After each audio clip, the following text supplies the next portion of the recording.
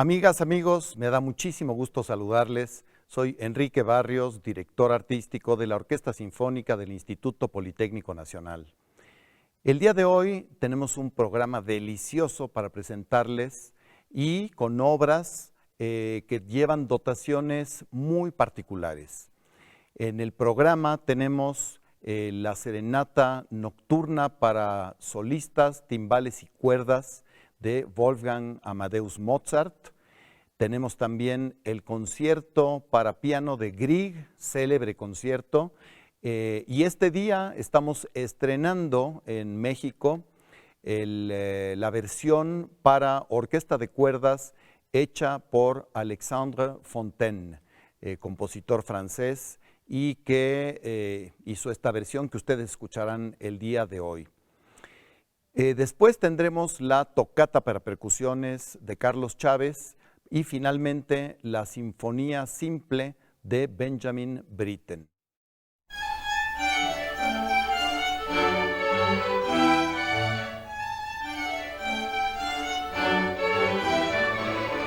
Es un gusto presentarles y darle la bienvenida al director huésped de este programa, el maestro David Hernández Bretón, quien es el director artístico de la Orquesta Sinfónica del Estado de Puebla desde hace ya casi 3 años. David, bienvenido. David, tengo el gusto de haber sido su primer maestro de dirección de orquesta, hizo sus inicios en dirección de orquesta conmigo y después viajó a París para los estudios de posgrado y allí estudió en la misma escuela en donde yo estudié, en la Escuela Normal de Música de París. David, bienvenido, qué gusto. No, al contrario, muchas gracias por la invitación y muchos saludos a los televidentes. Pues la primera obra del programa, esta serenata nocturna de Mozart, una obra con una instrumentación muy particular. Háblanos de ella, por favor. Bueno, este es el Kegel 522. Estamos hablando más o menos que es de 1700, entre los 1784, 86, por ahí más o menos. Es una serie de serenatas que hizo, entre la que está la Kegel 525, la que todo el mundo conoce. La pequeña serenata nocturna, o traducida como pequeña serenata nocturna. Este es tiene tres números se escribió un poco antes. Fueron escritas entre el 1784 y 1787 aproximadamente, porque ya después, después de esas fechas, ya la obra se centró mucho en lo que fue el sinfonismo y la ópera, ¿sí? Que cuando se escriben entre el 87 y el 91 que muere, que es que se escriben las principales óperas, las más conocidas del maestro. Y bueno, pues es una obra, como bien decías, conserva una forma clasiquísima, tiene 3 movimientos, a diferencia de la Kegel 525 que tiene 4 movimientos.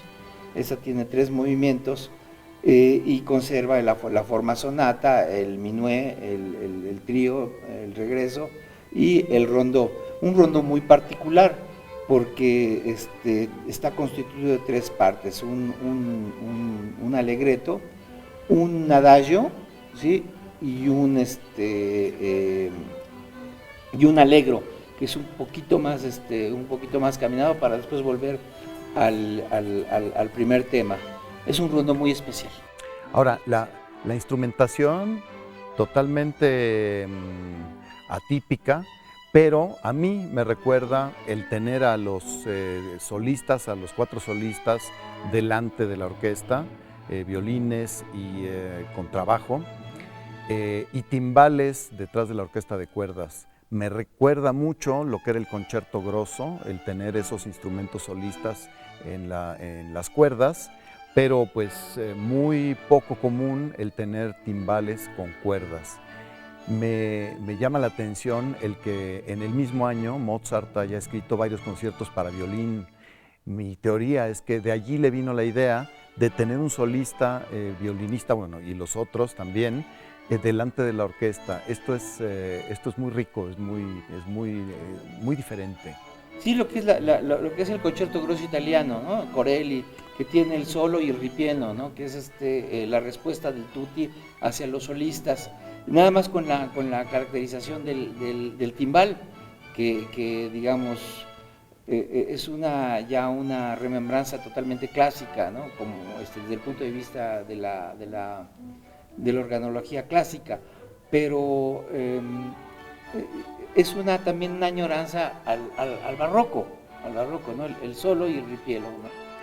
Sí, como más adelante también diremos de esa añoranza, de esa vista atrás del mismo Britten. Pero primero hablemos de la siguiente pieza, el concierto para piano de Grieg, esta gran obra, y que en esta ocasión se presenta el estreno en México de la versión para cuerdas hecha por Alexandre Fontaine. Y con el solista, con el joven solista, Elías Manso, 18 años apenas, y ya ha tocado con las principales orquestas de todo nuestro país. Sin duda, otra de las grandes joyas juveniles que estamos presentando a nuestro público. Sí, así es. La escuela pianística en México ha crecido de una manera impresionante. Están surgiendo jóvenes con una calidad y una templanza fantásticas. México, en general, todos los instrumentos en México han crecido muchísimo, la escuela. Cuando de repente que conversábamos hace unos días, cuando de repente colocas a un clarinetista en la orquesta de Filadelfia, que está en las high top del mundo, eso quiere decir que aquí ya hay una escuela que importa, que está muy fuerte, igual que los cantantes. Ahorita en Europa, cuando van a un opening, los cantantes dicen mexicano, híjole. Sí, queremos que, o si los otros ven de otras nacionalidades, viene un mexicano, uy, se preocupan, sí, se ¿no? preocupan. Sí. Porque ya se preocupan cuando son competencia para ellos en un concurso, a eso me refiero. Exactamente, sí, porque es tierra de tenores y sopranos. Entonces el timbre, sobre todo de los espintos, el timbre de los tenores en México es hermosísimo, es un timbre, una manera muy especial, digamos que una escuela muy mexicana y una cuestión de genética muy específica para la voz. Sí, así es. No se dan los bajos ni los barítonos, pero sí se dan unos tenores y unas sopranos magníficos. El clima tal vez, porque los grandes bajos mezzosopranos se dan en clima muy frío.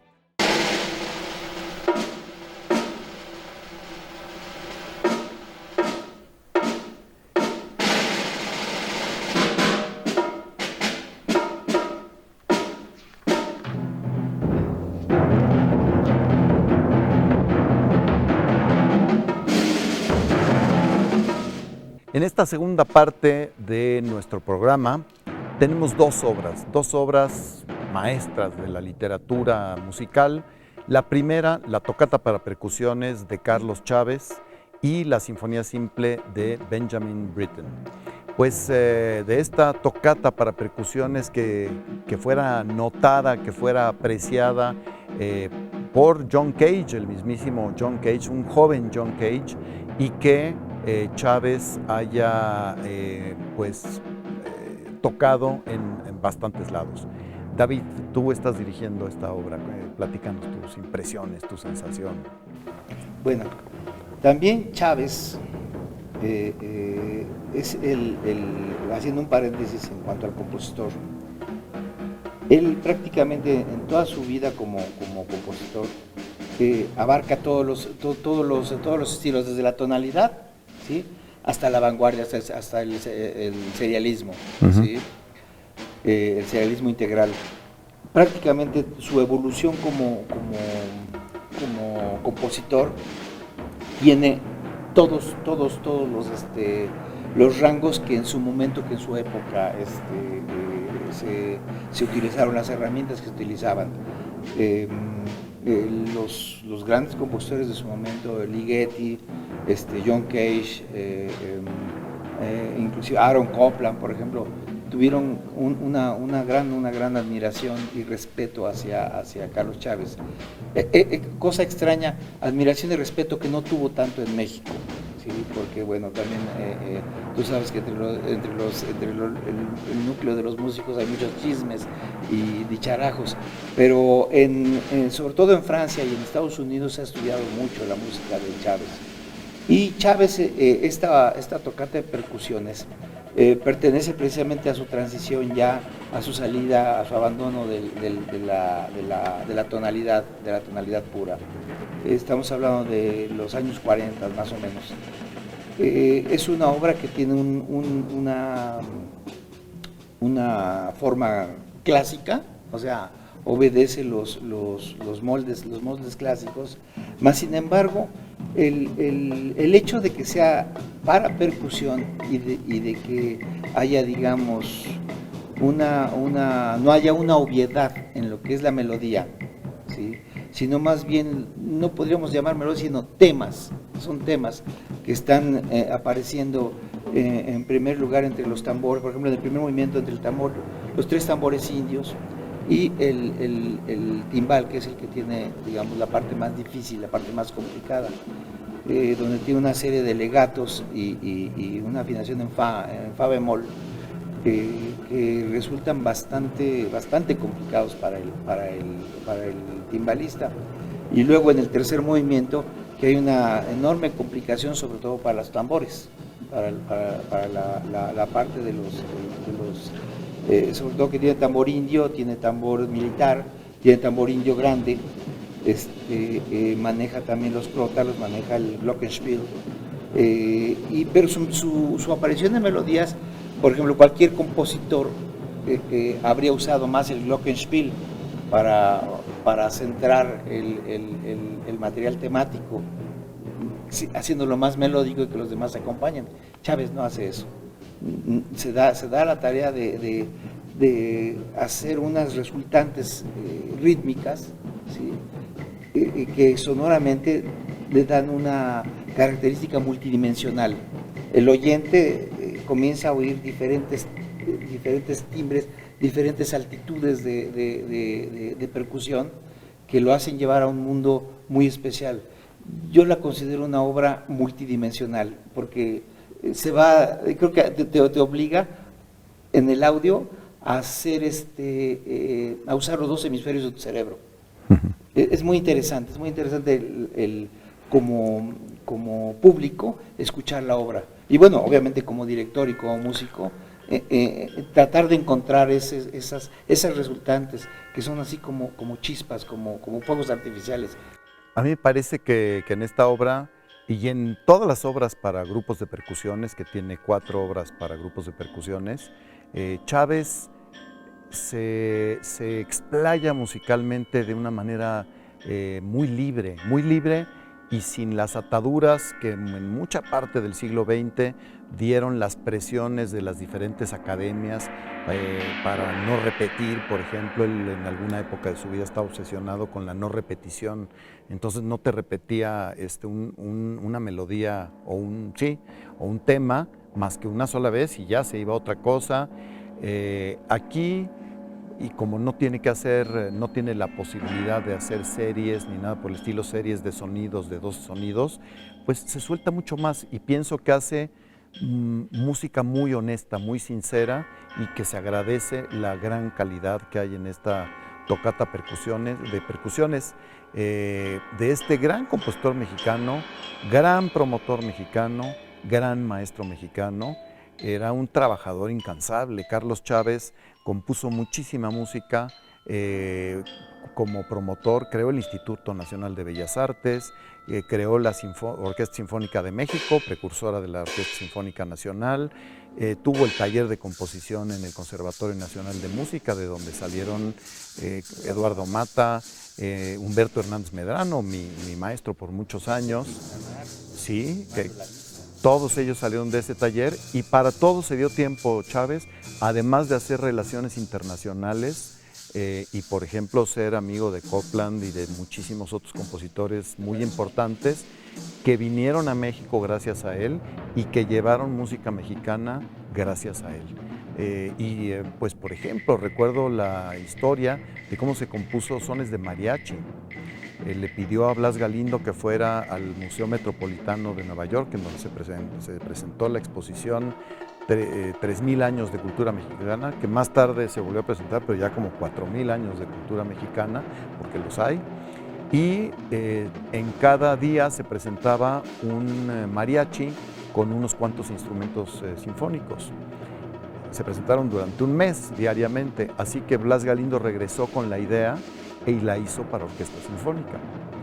Más tarde le pediría Carlos Chávez a Moncayo, a José Pablo Moncayo, que compusiera el guapango.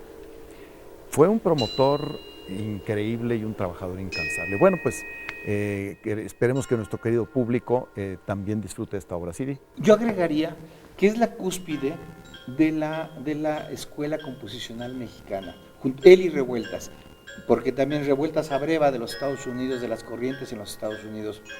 Y quería yo mencionar esto ahorita que hablaste acerca de la promoción de Chávez, porque también hay que ver la genealogía de los compositores mexicanos. Yo tuvimos la oportunidad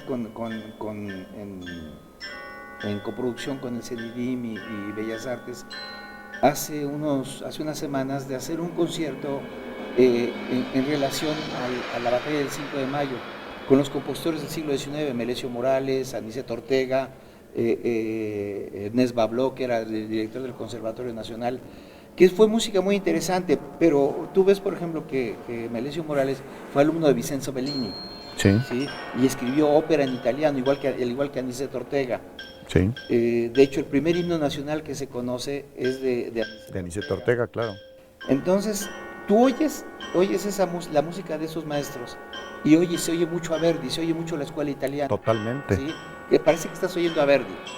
Entonces, eso se desarrolla y dentro de nuestras escuelas, dentro del conservatorio, y ya entrado el siglo XX con el nacionalismo revolucionario, una mezcla muy interesante, porque Ponce se va a Europa, también a Francia, a estudiar con Paul Dukas, y Revueltas también se va a Estados Unidos.